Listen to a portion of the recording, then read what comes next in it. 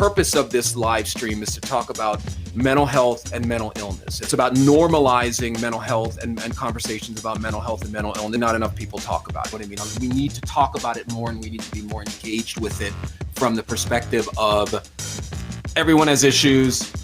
We all need to work on our mental health. We all need to be working on our degree of mental illness, because that's what we need in our culture more, is dealing with what's in our head. Because if you can see from the polarized world we're living in, something needs to happen, people.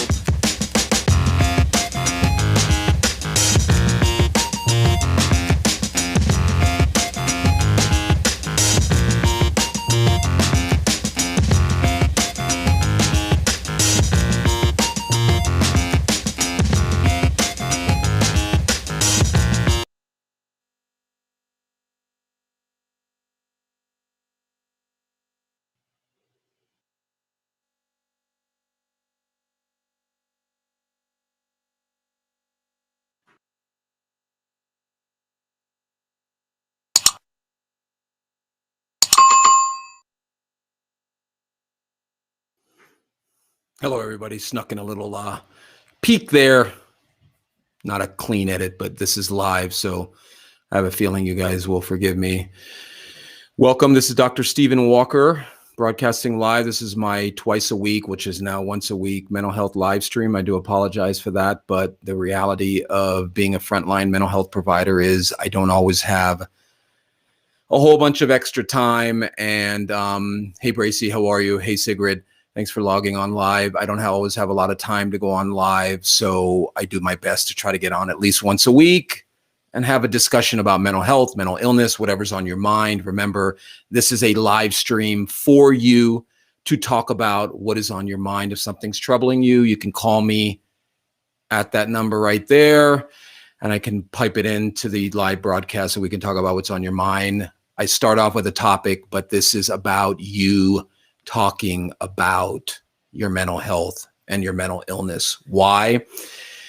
We don't talk about mental health and mental illness enough. We don't. We all have a degree of mental illness. We all have a degree of things that affect us, just like we all have a degree of physical illness, but none of us are talking about it, and we're all suffering in silence and polarizing more and more and fighting and hating, and our society is just going in the wrong direction. So tonight's topic is how to stop shoulding on yourself. Now, before the YouTube editors edit this video, I said shoulding. Look at the word right there. I did not say the other SH. Shoulding, meaning shoulding. I'm always shoulding. I should. I shouldn't. Why did I shouldn't have done this?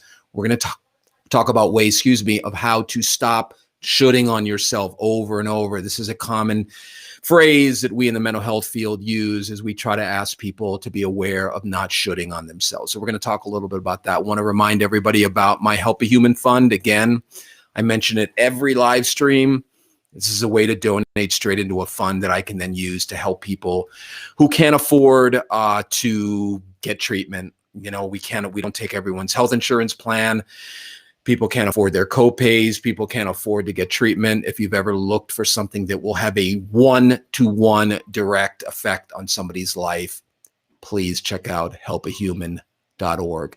Want to mention our sponsor, BetterHelp.com. Please remember that they approached us to sponsor our live stream. They said, hey, we would like to give your members an incentive pricing. BetterHelp.com/Dr. Walker will get you a lower price on a membership with them. And they have thousands of licensed mental health providers waiting to help you stop shoulding on yourself, waiting to help you deal with some of those emotional wounds and pains in you that you're not even aware of. I was watching, this guy named Ben Shapiro. You guys probably know him, but he's an intelligent guy. He's got a law degree, but everything he espouses is about polarization, and it's the left's fault. It's the left's fault. And then you have people on the left doing the same thing about the right. And we're just fracturing more and more. And obviously somebody injured this individual because he feels the need to bludgeon people with his intellect as opposed to listening to other people. But we need to work on our mental illness, people. I'm a licensed clinical psychologist. I've been doing this for 25 years now, and I'm very concerned with the amount of hate I'm seeing, not only in our society, but seeing that people are walking around with all the time. So that's it for the housekeeping stuff. Anybody's got anything on their mind they want to talk about, feel free to take me in any direction you want, because this is a mental health live stream to talk about your mental health, not mine. We can talk about mine. I talk about mine quite frequently, but this is about engaging with people so that they will begin dealing with their mental health and mental illness from the perspective of, hey, I go to a dentist regularly. I go to a cardiologist. I go to multiple ISTs. There's nothing to be ashamed of when it comes to working on your issues, people. Nothing. Okay.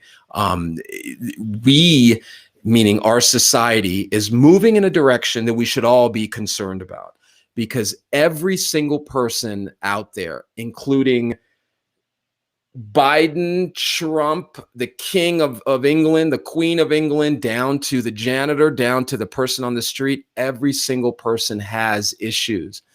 Everyone has a degree of mental illness, everybody, but we don't talk about it.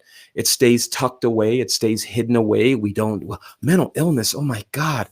Name a person you know that doesn't have a degree of mental illness. Please name somebody you know that doesn't have issues that they're not working on. So again, remember, please ask a question. Please make a comment. This live stream is live to engage with you about your mental illness. Maybe you saw because like I said, we all have a degree of mental illness. Maybe you saw one of my previous live streams and you have an issue with it. And instead of just posting some, flaming, whatever, spam, not spam, but, a comment, engage with me about it. Tell me I'm full of it.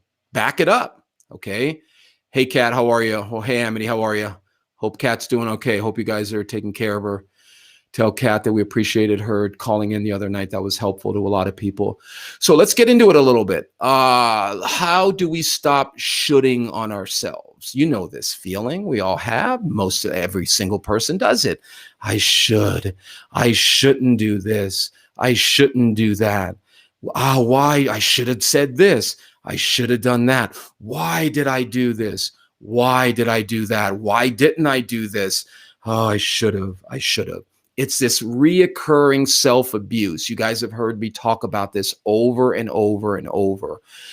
People's relationship with themselves needs to be focused on, needs to be dealt with. People need to be able to talk about what is on their mind to themselves, meaning that when you have and these great, please keep the comments coming and the questions coming, please. I will be answering and addressing all the ones that you want. So please post them. When you continually should on yourself, when you continually should, I should, why didn't I? You're beating yourself up. You're putting yourself in a position that you're going to be constantly questioning yourself. Okay.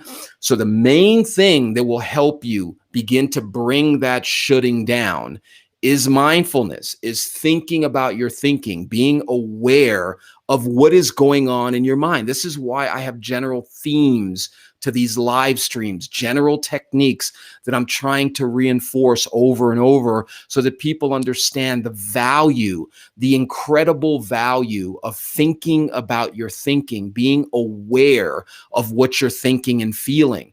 Shooting on yourself is one of the main things that keeps people locked in these cycles of self-abuse, keeps people locked in this negative relationship with themselves where they're constantly putting themselves down. They're constantly saying things to themselves that are unsupportive. They're creating so much self-doubt by constantly shoulding. I shouldn't. And I didn't come up with this. Shoulding is, I don't know who came up with it. It was years people have been using this in our field to stop shoulding on yourself, because what that does is it keeps you locked into this cycle where you're continually telling yourself you're not good enough. What you did is not good enough. I should have done that. I should have said this. I shouldn't have done this, because it's not only shoulding, it's shouldn'ting too. Well, I shouldn't have done this. Why? And that creates a perpetual sense of self-doubt and regret, where you're constantly feeling as though you're doing something wrong, that there's something you could have or should have or could have done differently that would have prevented some XYZ thing happening. So what I encourage everyone to do is step number one, identify when you're shooting on yourself. Identify when you're falling into that cycle of I shouldn't do this, I shouldn't do that, I should have done this, I should have done that. Then, okay, step number two, which this is where working with a licensed person will come in.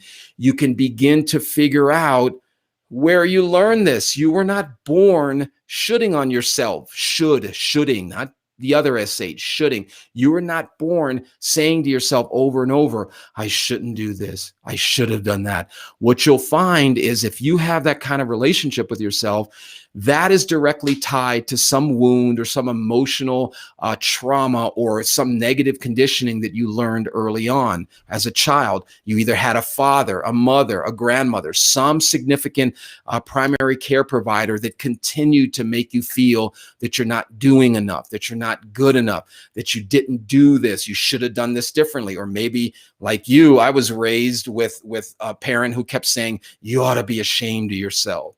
You ought to be ashamed of yourself is what we heard growing up. And it took me years to work through that, to talk that out with somebody to a point, well, not that only, there were, other things. But what happened was I grew up being mortally afraid of making a mistake. I grew up mortally afraid of trying to do something that would cause me to experience self-doubt or regret or failure. When you grow up in an environment where you're telling your children over and over, you shouldn't have done that, you should have done this, they are going to internalize that and they are going to keep that relationship with themselves. So how does working with a licensed mental health provider help you with that? You get into that. I know, trust me, and I know that we live in this culture, this social media mental healthers out there who are like telling people to just let it go, just get it, let go of the past, let go of the past. It's funny, the people who are telling you to let go of the past are the ones that cause you the pain, and they want you to just let go of the past. But that is the person telling you, hey, I have no idea how to help you with your negative emotions. In fact, I don't want to deal with it. Can we just pretend it didn't happen? Can we just pretend it didn't happen and have a relationship without any of the? Sure. Can we pretend that we weren't run over by a car? You need to work through where you picked up that relationship with yourself. You need to work through this idea that you are not allowed to make a mistake, that you are not allowed to say anything that could potentially cause you to experience negative emotions or negative feelings. Now, again, I'm going to pause here. Please ask a question, make a comment. If you're watching this live, please share this. Please be proud of the fact that you're watching a mental health live stream to improve yourself. Please share this, but please make a comment. If somebody is hurting out there, if somebody has something on their mind, if somebody wants to talk about something going on with you, give me a call. I'm only live. Here's the number right here. Okay, I'm only live for another half an hour or so. If there's something on your mind, the point of these mental health live streams, unlike, downloading some video, or not downloading, I just aged myself, watching something someone posted, is I'm doing this to engage with you. I'm doing this to get feedback. I'm doing this to help you break down that wall that says, nope, got to keep this to myself. Got to keep this to myself. I can't talk about that. People have this idea that if they feel things, if they talk about things in their mind, it's going to make it worse. And the only reason you believe that is because you're used to not talking about it. You're used to not talking about it. Maybe you tried to talk about it once and you didn't get the right result or get the right feedback, or somebody shut you down. So what do you start doing? You start shooting on yourself or shouldn'ting on yourself. Oh, I shouldn't have done that. Why did I open my mouth? Well, I see that right there. That's from my 5-year-old, excuse me. Why did I do that? Why shouldn't have done that? I should. And the shoulding is directly related to how you were raised as a child, what you went through as a child, and those memories, that trauma, because we all have a degree of trauma. Remember, trauma is on a spectrum. I know people like to think it's either black or white. Okay. You either are traumatized or you weren't. And that's just not the way trauma works. Trauma is on a spectrum, meaning that you have a degree of trauma. Your continuing to should on yourself is a direct relationship to that. So now let's say you've done the work. Now you've got the mindfulness going. So you're aware of when you're shooting on yourself. The next step is putting yourself in positions where you can fail, putting yourself in positions where you would have before elicited those, oh, I shouldn't have done that. And I'm telling you, people, the majority of what I see people working on, the majority of what I see affecting people negatively can be healed. It can be talked through. It can be worked on. But we get so locked into this idea that we're never going to change, that people don't change. And I'm never going to mend. And you can't teach an old dog new tricks. And leopards don't change their spots. And all of this crap that we've ingested from people. And then we have these social media people, or these people writing books who have zero, and I mean like zero, not only zero, they have negative mental health training. So then they start telling you how to let go of things when you haven't even begun to work on them. They're literally telling you how to let go of what will heal you. And I know that sounds bizarre, but imagine you go to a gym, a workout or facility or whatever you want to improve, get your muscles or get in shape.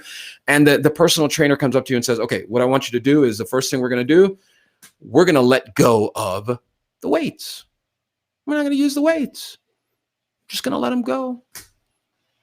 Well, what the hell am I supposed to work out with? Well, that's what you're seeing online and in books written by people who don't know how to deal with negative thoughts and emotions. They keep telling us to let go of exactly what will help us heal.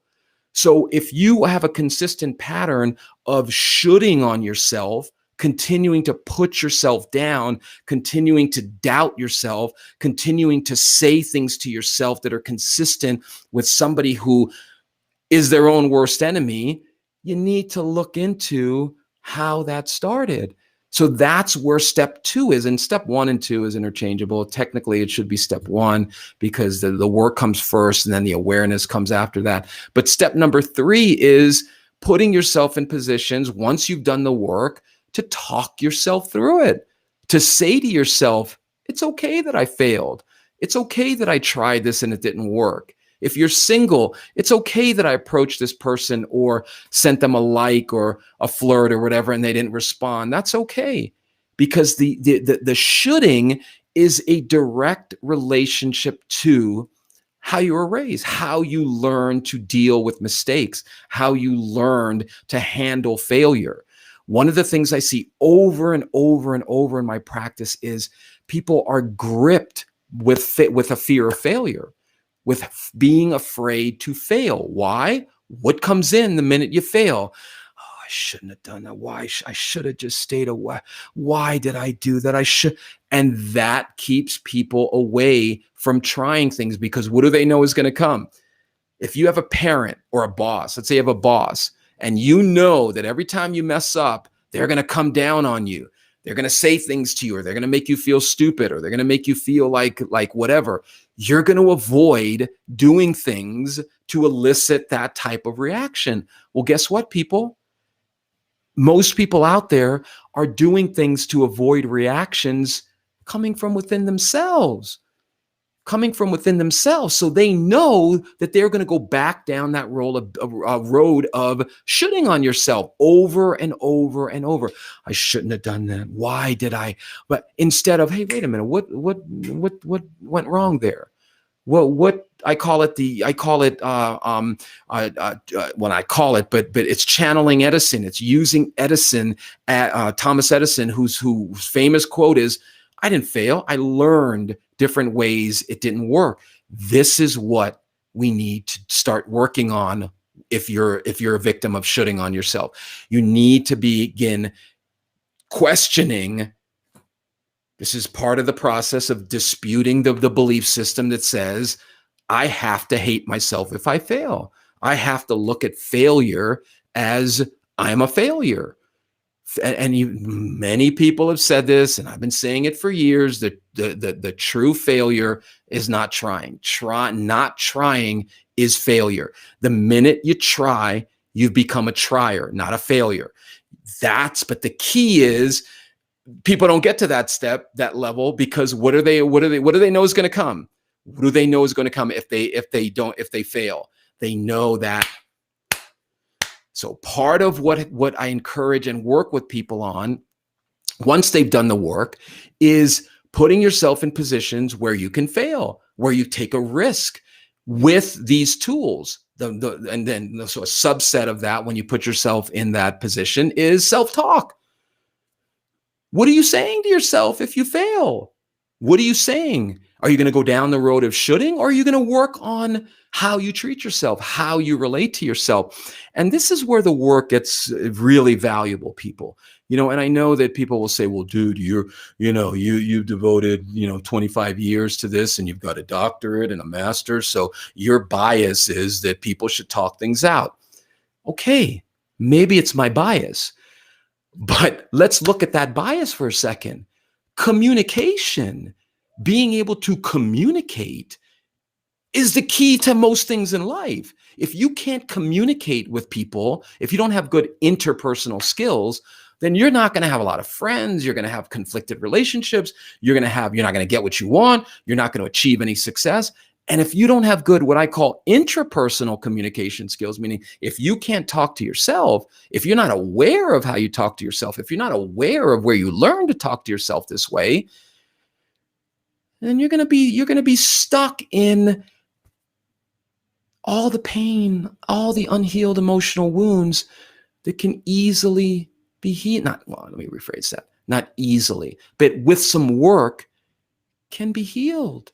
Okay, it's not like people have gone through therapy and I hate calling it therapy because I just like calling it talking. You're just talking to somebody who knows how to help you.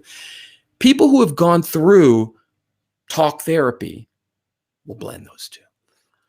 There's a 65, 70, I think as high as 75 to 80% efficacy rate, meaning that they feel relief from just talking things out.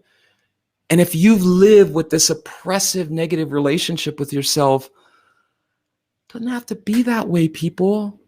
It doesn't have to be that way. You do not need to suffer in silence, in constant pain, medicating yourself, shopping it out, watching TV, whatever it may be, distracting yourself from what's in your head.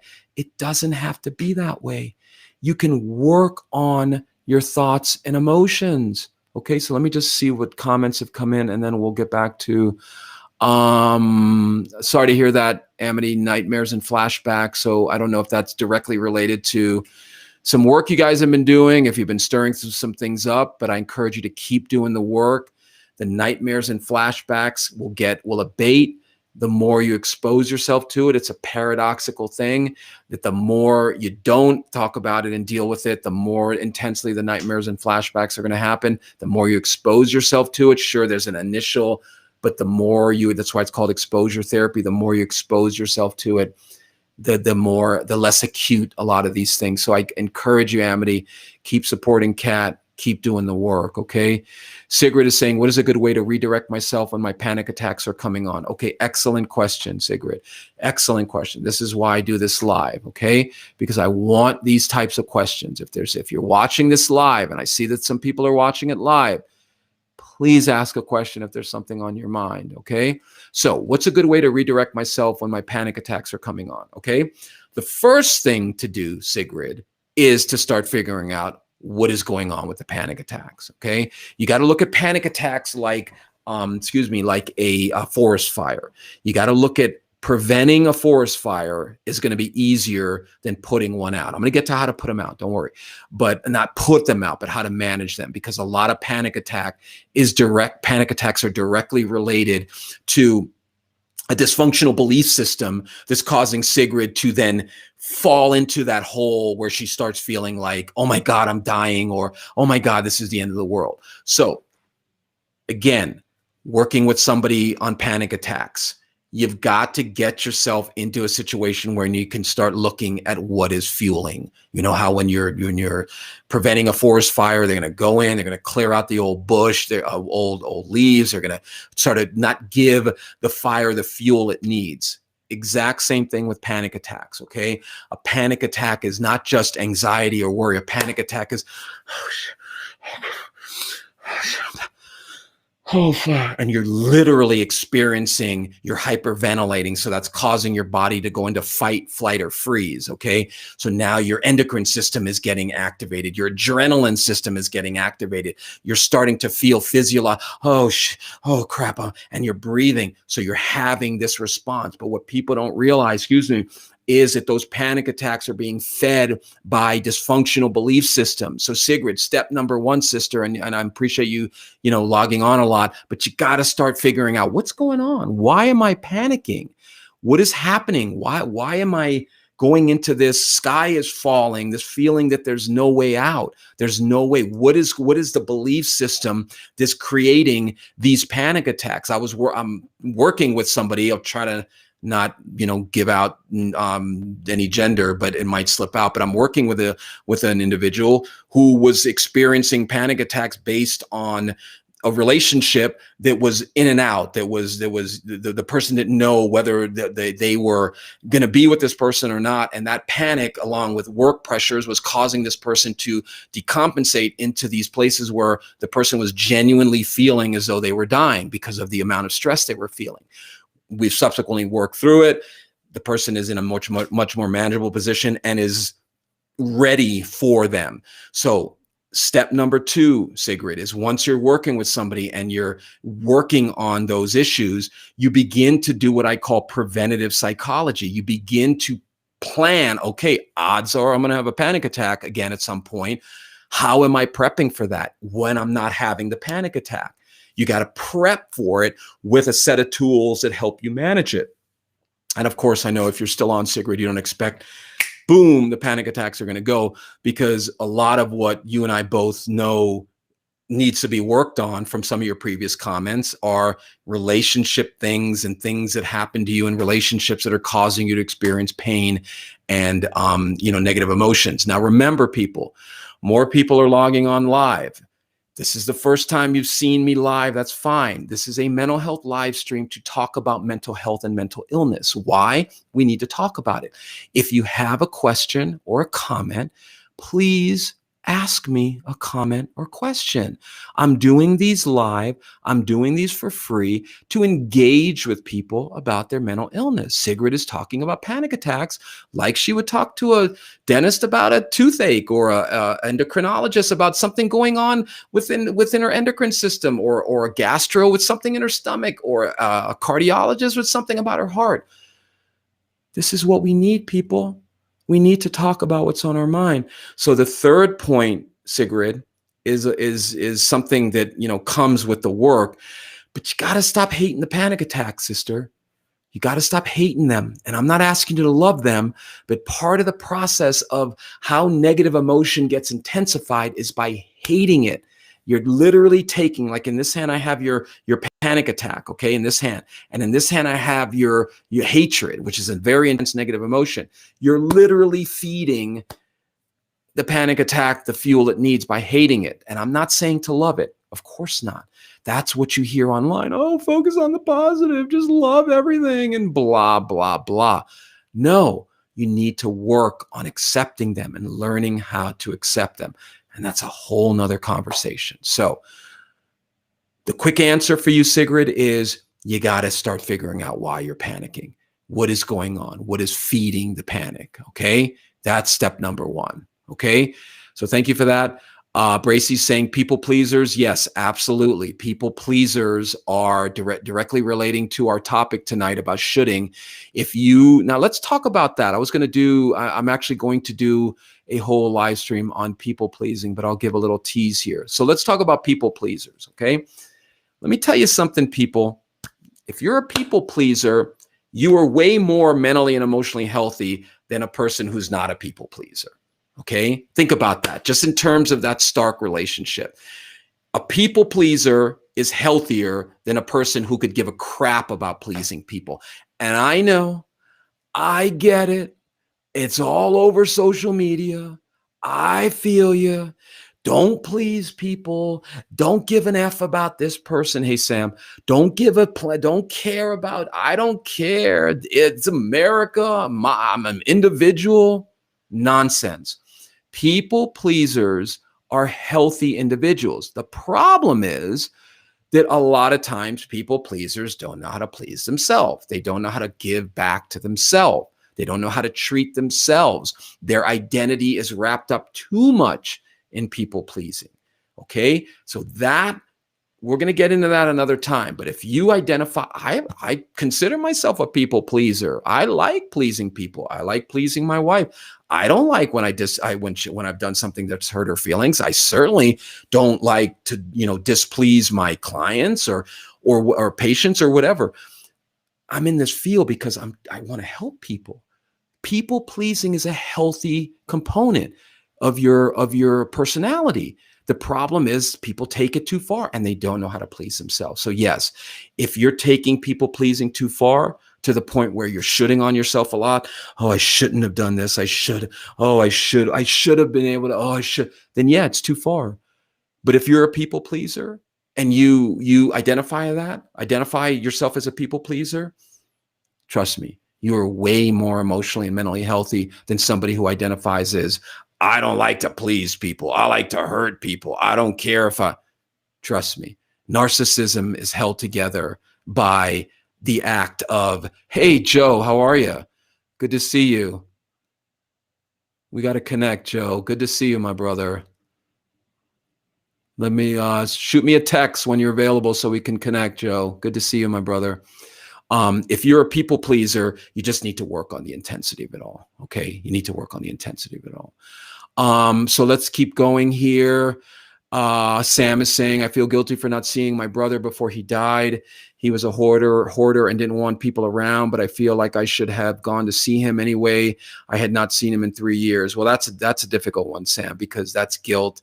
And that's a prime example of shoulding. Okay. Shoulding is, oh, I shouldn't do that. I should have done this. I should. But Sam, we've talked, you've shared a lot of some of the things you're working on. This is an indicator that you are beating up little Sam inside. You're telling Sam she should have done this. She should have done that. Now let's read what you said. He was a hoarder and didn't want people around. Okay. So what should you have done, Sam? I know it sucks. I feel you. I do. Because, he's gone now and you probably think, oh, maybe I should have done something to help his hoarding, or maybe I should have done something that could have prevented his hoarding, or I could have done this or done that. Sam, my sister, you got to work on how you're relating to yourself. Okay. If you didn't see him in 3 years, it's not because of you, sister. It's not. Your brother had obviously some mental health issues that he didn't deal with that got worse and worse and worse. And to be quite honest, sometimes when you're around that level of pathology and that level of unhealthiness, it overwhelms you. It takes you in, and you can't just see somebody you care about going down the tubes. And then you start thinking, well, maybe I should have done something. And Sam, realistically, I don't know if he was your older brother, but it sounds like he had a lot of control over who he let into his world. He had a lot of control over who he would allow to come into his unhealthiness. And I've worked with hoarders. That is a degree of mental illness. And I know we see these shows where all of a sudden they get cleaned up. Trust me, nothing gets cleaned up in their head. They may do a behavioral intervention, which is let's throw away all your crap, but that doesn't mean what was causing the hoarding gets he was 67. Well, there you go. So he was the older brother, right? He told you he doesn't want you around. He doesn't want you to come over. What are you going to do? Force yourself into the house? I mean, think about it, Sam, on a realistic level. You said, I feel guilty for not seeing my brother before he died. He was a hoarder and didn't want people around, but I feel like I should have gone to see him. How? What would have happened if you went to see him? What would have happened if you'd went to see him, Sam? He would have just, oh, Sam, oh, Samantha, oh, please come in, change my life. No, he would have probably gotten upset. You might have thought, oh crap, I don't want to do anything that's going to upset him anymore and make him worse. People with untreated mental illness, everybody, they hold people in their families hostage because people get into these what's called double binds, where they're damned if they do and damned if they don't. Okay, they feel as though if I try to help them, I could potentially make them worse. Yeah, there you go. He would have not opened the door. Good, laughing out loud. Exactly, Sam. You got to say to Sam, what could I have done? It's not my fault he was a hoarder. It's not my fault that he wouldn't have even opened the door. I mean, you've talked about some of the stuff you went through as a kid. How did he get that way? Let's not point the finger at ourselves. Let's point the finger at, not point the finger, but let's hold the responsible people responsible. It's not you, Sam. And I would encourage you to talk to yourself that tonight. Talk to yourself that way tonight and say to yourself, it's okay. You're a good sister. My ability to be a better sister was hampered by this person's mental illness. I'm not going to shit on myself anymore about this. I tried. Maybe you don't feel you tried hard enough, but remember, think about why you didn't try hard enough. Wow, he was beaten and strangled by our dad. Damn. Wow. Maybe you blame yourself for that, Sam. Maybe you think I should have prevented him from being beaten and strangled by dad. Maybe you were parentified. I don't know. Maybe you were put in this role as a kid where you learned it's all Sam's fault. Your dad sounds like he had some mental illness of his own. I don't know if it was substance abuse. I don't know if it was anger. But you're treating yourself the way your dad would treat you, Sam, by telling yourself things like this now. I should have. And the fact that you still, and I'm talking about not shoulding on yourself, but there's a component of shoulding on yourself that is indicative of also mental health and mental well-being, because that's called empathy. People who experience a certain amount of guilt, they have empathy. They feel for other people. Yeah, there you go. Alcoholic and drug addict. Hey, Marie, how are you? Thank you. She's a master at shooting on yourself. Yeah.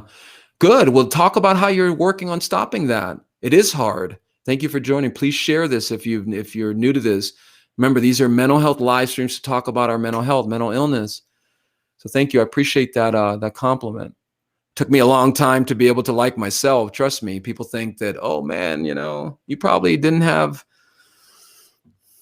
If you look at some of my older videos, you can see that I talk about some of the crap we were enduring. Thankfully, no physical or sexual abuse. I honestly think if I was physically or sexually abused, like some people are, like Sam's talking about how her poor older brother was beaten and strangled by their father, I don't know where I'd be right now, because there wasn't a lot of that. What I try to do to myself now, where people were checking in with me. Hey, you okay, Stevie boy? None of that. It was, you got something on your mind, go to your room and shut the blank up. So, but thankfully I worked through that, and a lot of that stuff that I've worked through, I found peace in, and I've found the ability to help other people through. So Sam, just to close out here, because I want to talk to Marie a little bit about her master at shooting on herself. Sam, you got to start working on Sam's relationship with Sam, to your brother, with your brother. You have to talk to your brother. And I'm sure he knows it wasn't your fault. He didn't want people around.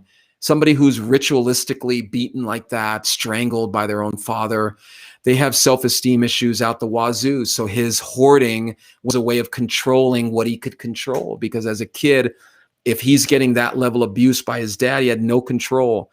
So the hoarding then becomes a compensatory behavior that gives a person a feeling of control. They can control what they're buying, and then buying and acquiring things is a sense of security, because now they're building a kind of fortress, a wall around being hurt some more. Sam, I'm telling you, sister, you blaming yourself for anything relating to your brother is you saying, coming on here and saying, I blame my brother. I blame myself for my brother's cancer. I blame myself for his ulcer. Okay, you had no control over that. And I know that you probably longed for a better relationship with him. Thanks, Paul. Love these video streams. Thank you, my brother. Please share them. There's nothing wrong with having issues. We all do. I do. Everyone on this planet has issues. Mental illness needs to be incorporated into our daily vernacular, meaning that everything we should talk about. Hey, how you feeling? Well, I'm a little down. Oh, really? What are you down about? And then we should be able to, like you hear people saying, oh, I have bunions or whatever. That's my favorite one. But thanks, Paul. I appreciate you. And what's going on with you, man? Let's talk a little bit about anything that's on your mind too. I don't know if somebody's texting me, but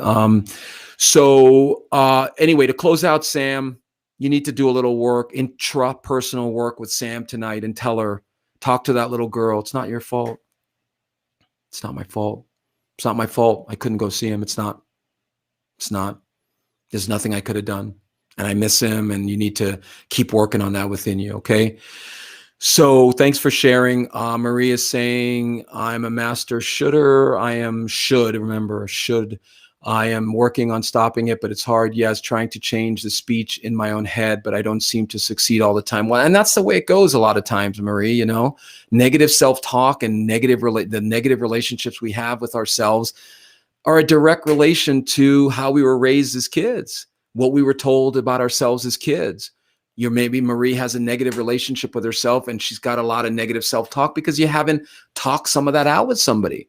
I don't know if you're working with somebody, a licensed mental health provider. No slamming on my friends who are coaches and all of this. But if you're working with a coach who starts going into your mental illness or mental health or whatever, they're operating way out of their field of expertise, because you need training in mental illness. You need a systematic way of working with patients and clients over and over in order to help with the multitude, the nuanced way this affects people. The reason I do these live and I don't mind going from topic to topic about this or that is because of the years of experience of working with people's mental illness. So Marie, say to Marie tonight, yeah, I got to work on this. I got to talk some of this negativity out. I can't keep ignoring it. Why is all this negative speech in my own head, but I don't seem to succeed all the time? Why do I expect to succeed all the time? You can't succeed all the time, Marie, but you're identifying the problem and you're continuing to be aware of it. I would just offer to you, you got to, cool, Paul, thanks. Soak it in, my brother, soak it in. This is all about that. Okay. This is all about doing it live so people can, if they have something on their mind, but great. I'm glad you're soaking it in and keep working on that. But Marie, maybe we need to look at your expectations on yourself. I mean, I don't succeed at it all the time. That has a little flair of perfectionism. Like this idea that you're supposed to be successful all the time. You're supposed to not have moments when you feel negative. And I know we live in that culture, people. I know we do. I know we live in a pain-killing culture. Kill the pain, kill the pain, kill the pain. Can I say that more times to be annoying? But that's why we have the opioid epidemic. Kill the pain. And look at the opioid epidemic we have. You can't kill the pain, people. You got to work on the pain. Okay, one last comment from Sigrid, and then I got to run because I've been told these are too long. When people ask, how are you doing? They really don't want to hear about your problems. The real truth is they got their own issues. True, very true. But you don't know that, okay? You don't know that. Now, I'm not talking about, the barista or the clerk or whoever's trying to make a living and they ask, hey, how you doing? Of course, in that moment, but I'm talking about there's got to be people in your life that you can talk to who will be interested. I mean, if somebody, a friend of mine I said how they're doing, and they're like, oh, dude, I'd be, what's going on? So all I'm saying to you, Sigrid, is this: you're right to a degree. People don't have the capacity all the time to hold everyone's problems. But if you're finding, Sigrid, that nobody seems interested in your life or nobody wants to help you with what's going on or whatever's going on, Hire a professional to talk about things to help you work through them. Okay? Talk to somebody who's trained. I call it licensed to listen. Somebody who can listen to you and help you work on this. Okay, Sigrid, because you got. And I'm not trying to be trite or minimize what you've been through, Sigrid. But that pain you went through in previous relationships is preventing you from moving forward. Okay. And that pain, which we all have had to a degree, can be healed. That can be worked on.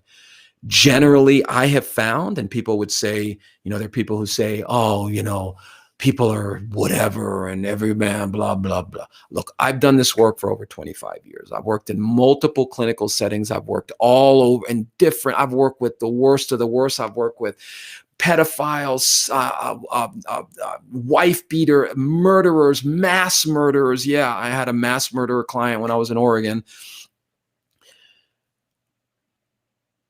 I don't believe that people are predominantly negative. I don't believe people are there more bad people on the planet than good. I don't. I firmly believe, sorry, I got to adjust my seat here. I don't believe that. I do believe that people inherently are good. I do. Inherently good and bad. I get that. But people will, and they've done studies on this. People, given a stressful situation, people will organize together and try to find a common solution to that. Don't believe that people are predominantly bad. Okay, you know what people are? People are predominantly injured. People are predominantly hurt. And that gets bled out onto people around them. You're welcome, Marie. Thank you for your words. You're right. I will talk to me tonight. Great. Talk to yourself in a way that makes it okay that you're still struggling with shooting on yourself. Make that okay. I call it the it's okay pill. And that's another thing, people, with this Simone Biles thing. And I'm going to get back to the people thing real quick. This whole idea that this catchphrase has been co-opted by social media now. It's okay to not be okay. It's okay to not be okay. Of course it's okay to not be okay, but it's not okay to stay not okay. It's okay to not be okay if you're working on what's causing you to not be okay. Otherwise, it becomes, oh, it's okay that I'm not okay. So let me continue being messed up. I almost did it. Let me continue failing. Let me continue using drugs. Let me continue being an ass. Let me continue whatever I'm trying to make okay. It's okay to not be okay if you're working on what's making you feel not okay. Otherwise, you're going to stay in pain, and you don't need to stay in pain. Okay? Okay. So let's get back, and I'll close out with this. People are predominantly injured. Most people, I would say 90, I know, what? 90 to in the 80 to 90 percentile range of human beings on this planet have emotional wounds they haven't dealt with. And it comes out in the way they relate to other people. They have assumptions, they have beliefs, they have things that they haven't. Well, wait a minute. Why am I hating black people? Why am I hating white people? Why am I hating Republicans? Why am I hating Democrats? Why am I fueling division? Why am I making money off of causing people to hate each other? People aren't questioning why they are the way they are. And that's the problem in our society. It's not that people are inherently evil and bad. Think about it. If people were inherently evil and bad, we'd need a police officer for every human being on this planet. It's not the way it is, okay? People are predominantly injured. People are predominantly still have festering emotional wounds that they haven't dealt with, okay? So I encourage everyone watching this live or after I post it, work on your issues, people. Work on your issues. Work on what's causing you to feel injured. You will find relief. You do not need to suffer in silence. And thankfully, there are people talking about how mental illness needs to be worked, and it's getting more and more mainstream, but we have a long way to go. Okay? All right, everybody. Well, thank you for logging on. I'm going to try to get on again next week. I want to remind everybody again, helpahuman.org. It's a way to donate right into a fund. I had to tell someone tonight that we're not in their health insurance plan, and it pains me to not be able to have the resources to help people. I'd love to help people for free. Helpahuman.org. You can donate right into that, and I can use that to help people. Okay? All right, everybody, don't forget our sponsor, betterhelp.com. Betterhelp.com/Dr. Walker. You have to put that whole thing in, hit enter. You'll get a special pricing. You're not going to work with me, but you can have a choice of thousands of other mental health providers at a reduced rate with you when you use that code. All right, everybody, please work on shooting on yourself. Please work on your relationship with you.